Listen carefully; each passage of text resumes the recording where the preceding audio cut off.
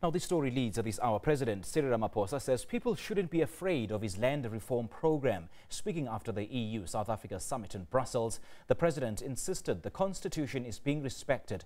The summit was taking place at the EU's headquarters amidst a flurry of activity on Brexit, with the UK and the EU agreeing a deal.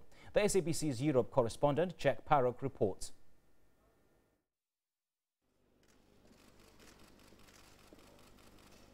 Arriving in the thick of it, President Ramaphosa's summit with EU leaders in Brussels came straight after a historic deal on Brexit was reached, which is causing a political earthquake in the UK. So we wish both the UK and the EU well as they continue with this, and we will want to safeguard that we're not negatively impacted. Meanwhile, farmers in South Africa were hearing a parliamentary vote means the president's land expropriation plans are moving forward. The Constitutional Review Committee has adopted the report on Section 25 of the Constitution. That is a story that's been getting headlines here in Europe, and I wondered if we could get your reaction to that. There is just no reason for people to be afraid, to fear that there's going to be whole-scale expropriation of land.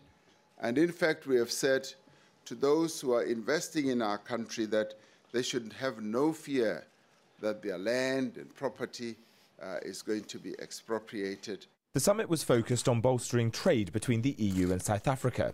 Also, as two receivers of wide-scale migration, another of the key issues for both the EU and South Africa is the UN Migration Pact, in which 193 countries agreed to protect the human rights of asylum seekers. But now Hungary, Austria and the Czech Republic say they won't ratify it.